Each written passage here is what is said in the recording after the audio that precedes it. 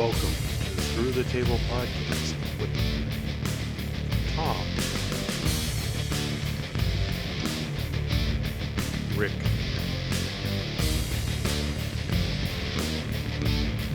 Russ, JL, and Brian.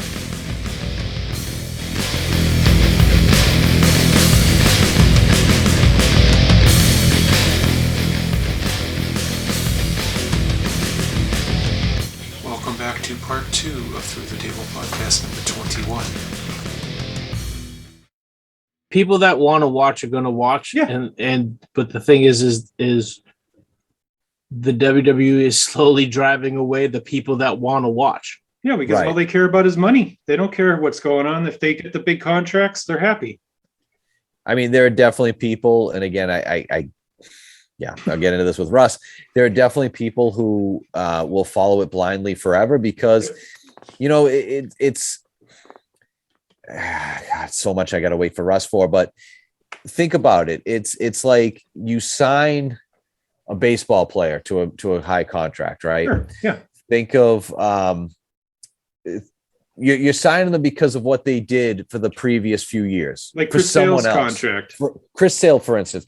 Well, let's take when the Red Sox signed Kyle Crawford. Okay, that works. The Red Sox signed him to a $240 million? No, $160 million deal. Right. And they signed him for that because what he did for the Tampa Bay Rays, Right. not what he could do for the Red Sox, Mhm. what he already did. Yep. That's how WWE fans, these hardcore ones, view the WWE. It's not for what they're doing today. Mhm. It's not for what they might do tomorrow. Right. It's what they've already done.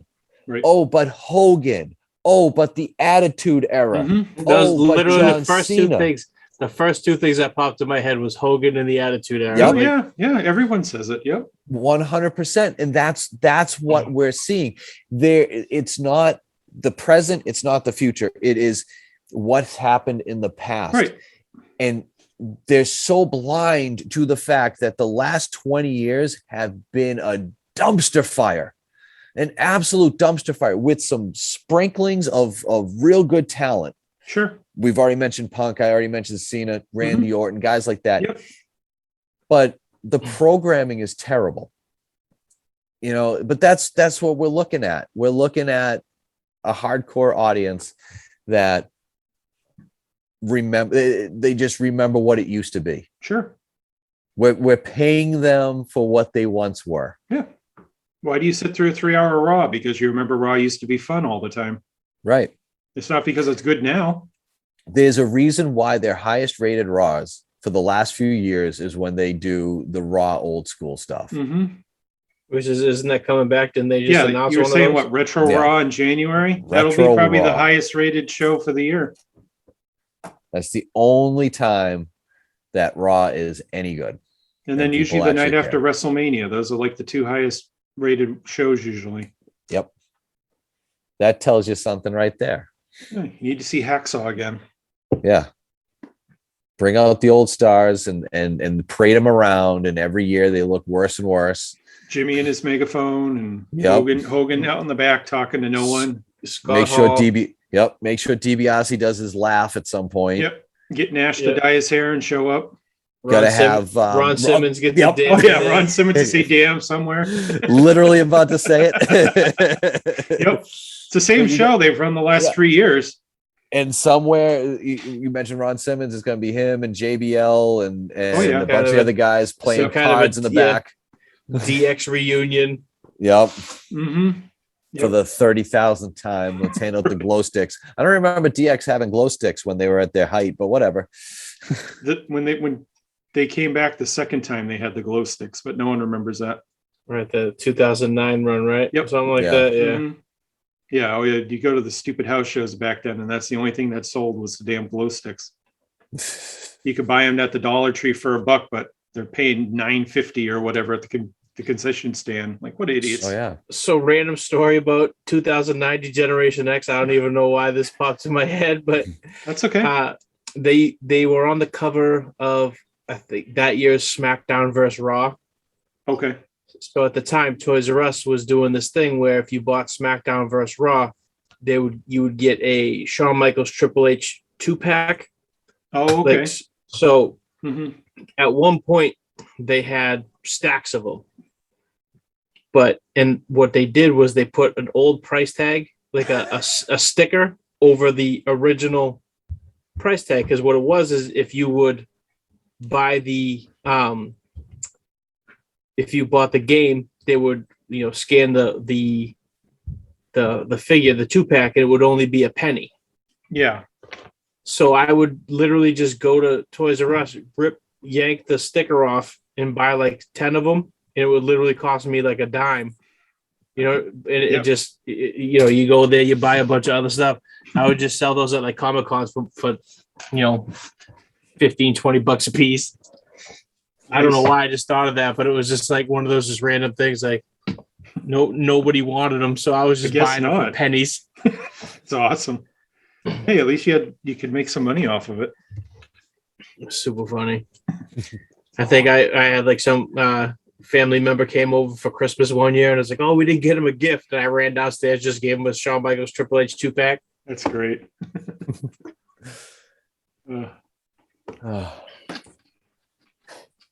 Yeah. DX. Bald ass Shawn Michaels. You never really noticed until he started sweating. Now he looks like the creepy uncle. I was just saying, did you see that picture with him and Carmelo Hayes? Oh yeah, that was. Oh my goodness. He looks like William H. Macy's character Frank Gallagher from Shameless. Right. Mm-hmm.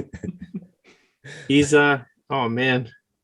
And it's funny too, because like the same thing. He'll come out on a retro Raw, and he'll come out to his sexy boy music, and it's like, bro, you are not sexy boy at all. Not now. Nope. Creepy boy is more like it. He should come out to Skinner's old theme song. He does look like Skinner.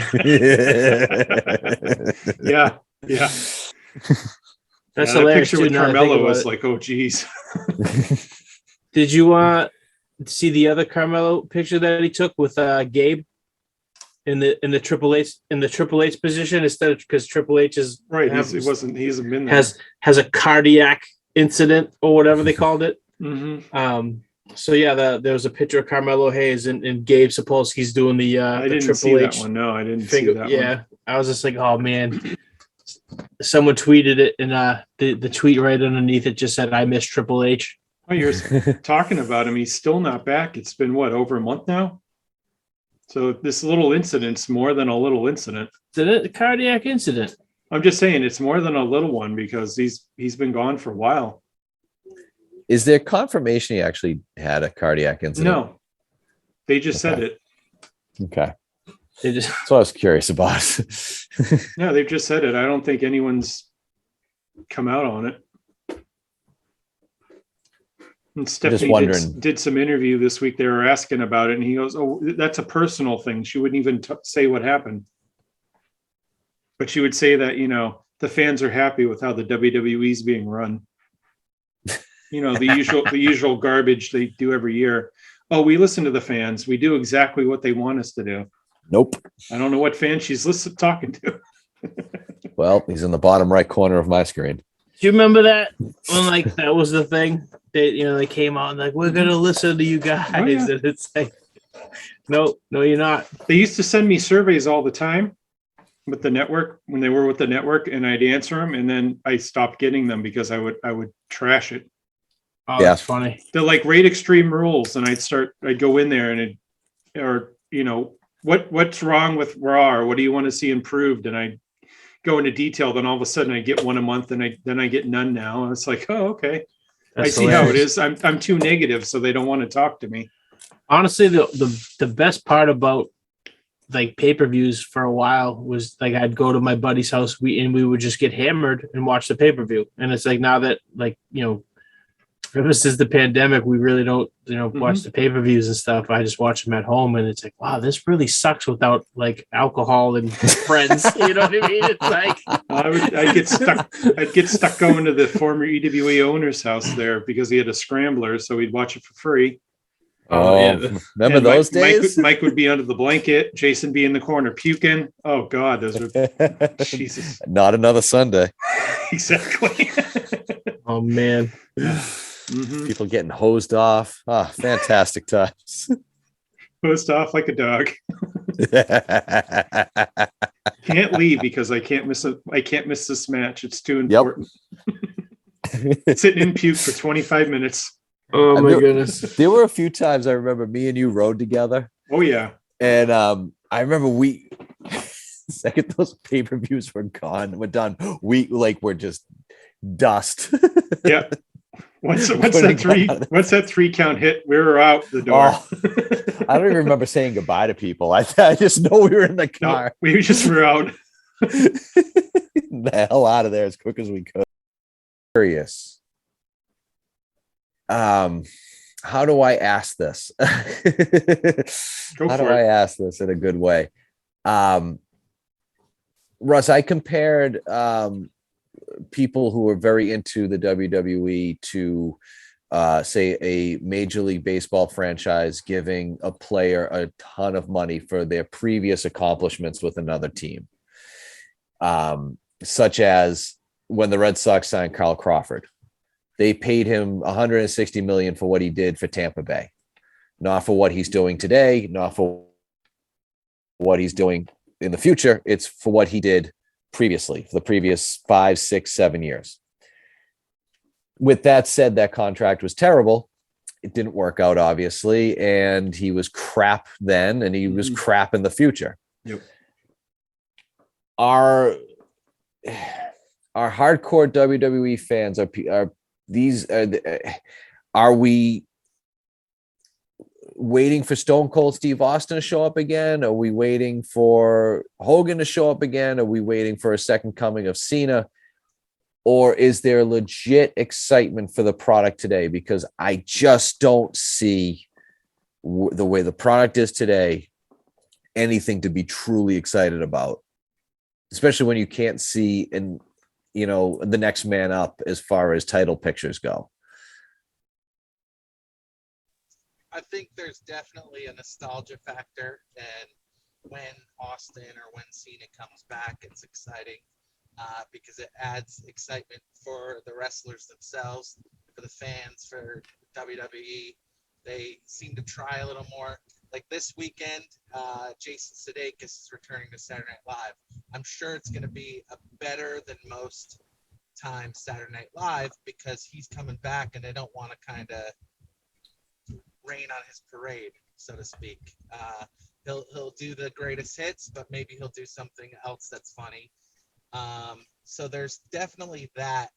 But there's also definitely like I know that they can do it again, whether or not they want to or do. I know that there's somewhere in there that they can do it again. Obviously, they've lost people, like physically lost people like Dusty Rhodes or Pat Patterson or anybody along those lines that were an influential part of making the WWE what it was and what it is. So by taking away Triple H from NXT, that's kind of not good either, because you've built some trust in him as well. So so taking those things away is suspect. But nope,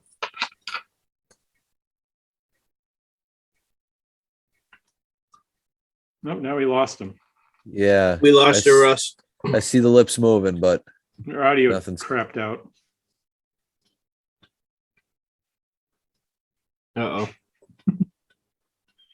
It looks like he's making a really good point too. Now I can't hear him. Oh, he's gone. He'll be back. I don't know. When Rick came back on, his went off. I'm glad he said that it was it's all Rick's fault.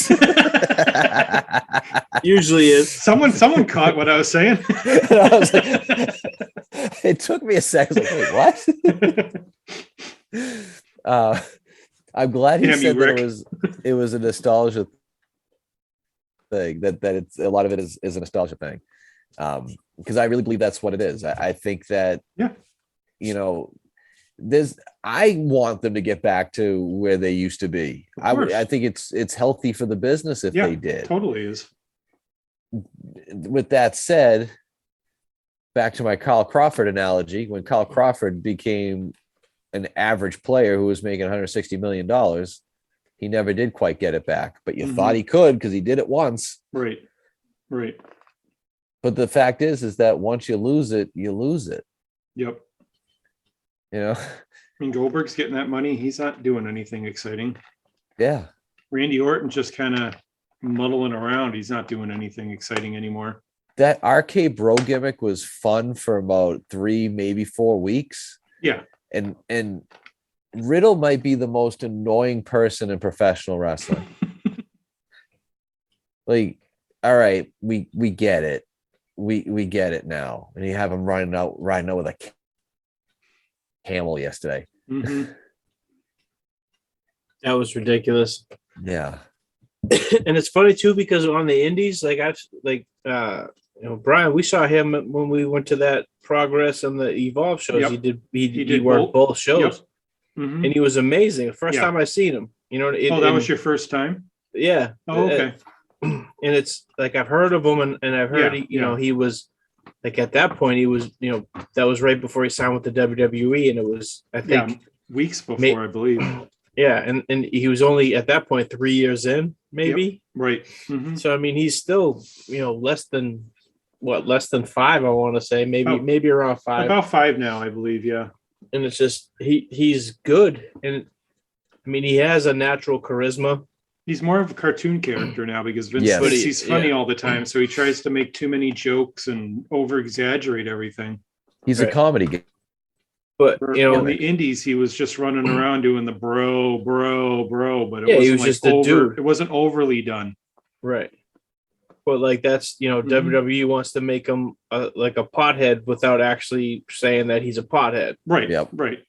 And but it's the stereotypical pothead. It's not the exactly. The high functioning awesome. It's not Michael Phelps pothead. It's the slapstick pothead. Yeah, it's Cheech and Chong pothead. Right. Yeah. Mm-hmm. He's Spicoli from Fast Times. Exactly. Yeah.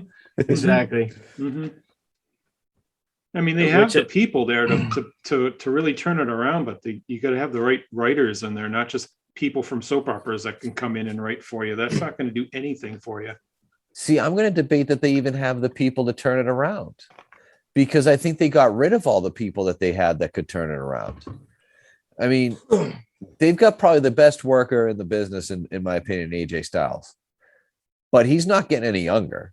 No, there's only so much he's got left in the tank. Right. But you think about the guys that they've gotten that they've released in the last year and a half. These are people that could have turned it around. These are people that turned the needle, that moved that needle for AEW. Mm-hmm. And coincidentally, the needle for the WWE dropped. Those are the people that they had. I mean, yeah, they still have a really good roster, but who's your contenders? Right. Really? And I say this every week, but who is it? Yep. Where the hell has Cesaro been?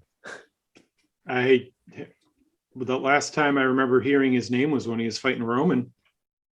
That was months and months ago. I don't remember him being around since then. I said, did he got drafted because he's still on SmackDown, but okay. I don't think he's been on TV for months. Is he? He's not hurt, right? I haven't heard that he is. I don't know. He can still go even though he's like 40. Maybe he just took some time off. It's possible. They're not about to tell us. They won't tell us who had COVID. They're not going to tell us if somebody's hurt or taking time off. He disappeared. Elias disappeared and was presumed Elias dead. is dead. So yeah. So we're bringing Boogs in. You can only have one guy on wearing guitar, tight jeans, playing guitar. Yep. One guy at a time. They're gonna bring Cesaro back. Remember when he first came in? He was a rugby player. Oh yeah. Mm-hmm. Yep. Yep. They'll bring that back. I bet, because everyone has to have a job. We haven't Yep. seen the crazy dumb gimmicks come back to the main roster too much yet. They're all over NXT though. Oh man, Who's that person that they're doing the promos with? That's like in the dark on supposed to show up at Halloween Havoc.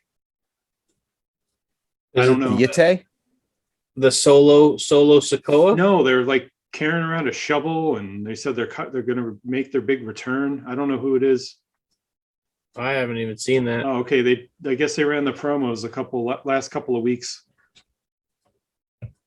So I know that Solo Sokoa, the street champion of the islands, is coming next week as well. Mm-hmm. The street champion of the islands. That's what they called them. Can't I call him love Menuso. that. Can't call him Menuso. That makes no sense to me. Nope.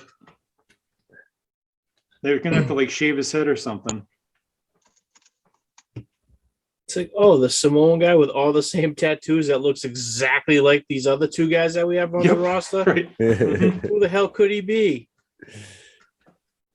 How funny! Remember, it's just like when like Skip and Zip and Phineas and Henry Godwin. It's like if you even remotely looked like somebody else, it's like, well, brothers, and it's like now they have real brothers, and they're like, Yeah. who's this guy? Right. Three brothers. You wouldn't want them together. That's stupid. Nope. Right. You wouldn't want to expand the whole Samoan dynasty thing. That's like Braun Breaker not being called Steiner. What's the point? Well, from what I understand, what I heard was either Scott or Rick have the trademark on the Steiner name. Oh, really? So probably Scott does, I bet. Right, and they actually hate so each other, right? They don't like each other at all, Nope. and you'd have to give him money for it, right? Okay, that makes Rick sense. and Scott don't? No, Scott and the WWE, they hate each other. Absolutely hate each other. He's always trying to sue him for some reason. Look, steroids kind of mess up your head after a while. And when you get the implants in your biceps and thigh and calves, that doesn't help. No, it doesn't. That's Marcus Bagwell.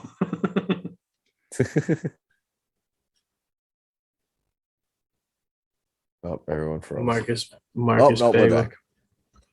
Okay, must be on your side then. Yeah, Marcus Bagwell had the calf implants, and they both burst, and he had to get them taken out. Didn't The Rock have calf implants too?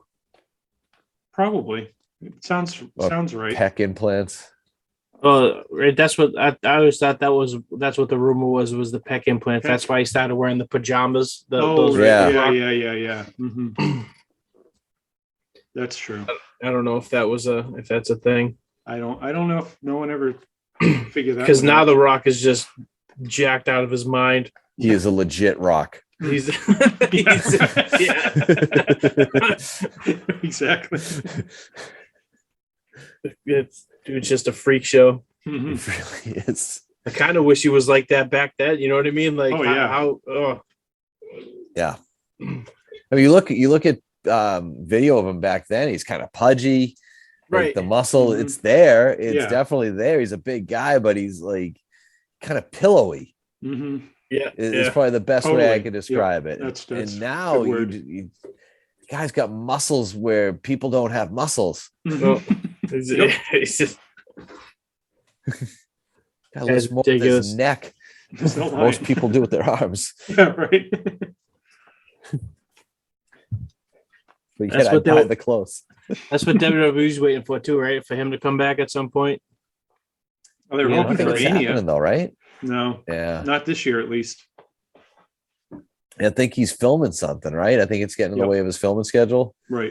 Maybe they should just have Alec Baldwin show up with a prop gun. That would clear that whole thing up. Oh no! Oh boy.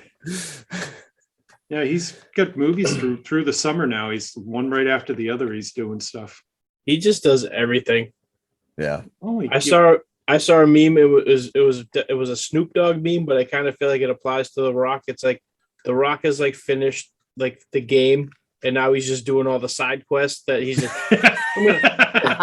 I'm just gonna, That's true. I mean, dude just does anything he wants. He was in a rap video a couple weeks ago. And just dude's like he's his production company is doing all this Disney stuff now, and he's just everywhere. The guy's just making so much money hand over fist. He's got a tequila. He's got an energy drink. Tequila. I see him. He just sits there and posts on Instagram. He just eats stacks of pancakes and shit, still being all jacked. The Project Rock stuff just sells like crazy. Right. Mm-hmm. Anything he puts his name on. All they do with the Project Rock stuff, and trust me, I know this because I have way too much of it, is they do new releases like every 2 months, and it's literally the same shirt, but it's different color. So you can get yourself a nice sleeveless shirt for the gym that's got the Rock's logo right here. Yep. It says, property of the Iron Paradise, and it's a blue shirt with a gray kind of like Detroit Lions colors. 2 months, because it's fall, it's gonna be a black shirt with orange colors. But it's the same thing, and it still costs you $35 for a shirt that doesn't have any sleeves. Going rate. Rock, he just makes way too much money now. Totally make a hell of a present. He's the best dude.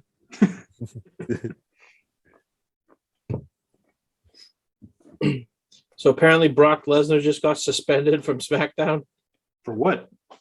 He beat up Roman Reigns, I guess. So he did his job. Yeah. I guess it was some kind of promo or something. Lesnar beat up everybody. He's done that for like the last 6 weeks. Why now? Why now get suspended? That makes no sense for storyline purposes. Apparently, Brock Lesnar's new friend in the WWE is Happy Corbin. Oh, God. I guess they hang out together. Ugh. Like in real life, or yeah. Really? Apparently, there was a picture of Brock Lesnar, Shelton Benjamin, and Happy Corbin all eating breakfast together.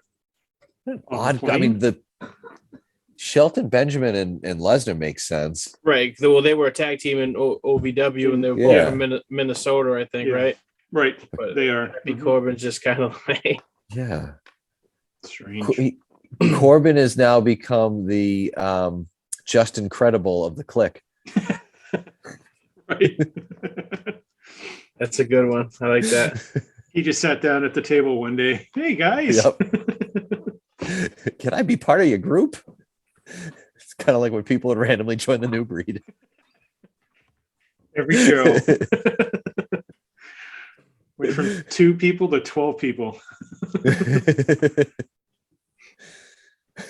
Why is this guy coming out with us? Oh, he's part of the group now. Oh, okay. Who told us? No one. Oh, all right. Yep. Do you think Joe has destroyed the cruise ship yet? I'm sure he's attacked a few AEW wrestlers by now. He's got to get arrested upon arrival back to port. He's going to cause an international incident. Oh, no. He hasn't posted anything yet today. I've been looking to see. Yeah, because he's probably been being held below decks. So he's probably in cruise jail. Yeah. He's hanging out with someone. Trying to hang out with someone, and they you need to keep away from us. Still remember that Hampton Beach trip. He's hanging out with Cocaine Jericho. He ran full speed right at little Guido, and little Guido almost peed his pants. Awful. And then I think Axel Rotten was going to the bar, and then Joe was trying to go after him, and security finally decided to follow the guys over there. That was crazy. And then he broke JL's roof jumping out to try to get to Paul Heyman. Yep. First and only time I ever went to a wrestling show with him. Yep. I can just picture him in the back of that thing. Oh yeah, clawing his way out of the roof like the deer in Tommy Boy. It was open, but he was like trying to jump through. He was sitting in the back, and he was trying to go through the side, and he had got the roof in his foot, and he was trying to jump out, and the roof was getting torn, and he's still going because Heyman's hanging out at one of the surf shops looking for like tie-dye shirts or something. Joe's screaming, Heyman! Oh, yep. That was brutal.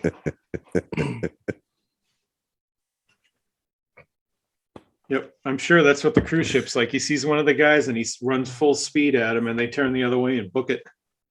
Do you see what Jericho's doing on the cruise? Who he's doing a tag match? Orange Cassidy. Yeah. I saw that. That was the only thing that they had mentioned. That one match was the only match that they had announced ahead of time. I think that's kind of funny. I guess there's like 2 or 3 hours each day on the cruise. There's like a late afternoon show, and then there's a night show. Along with about 1 million podcasts, a bunch of concerts, all sorts of other things. I mean, those cruises are pretty fun from what I've heard. I haven't been on one. Yeah.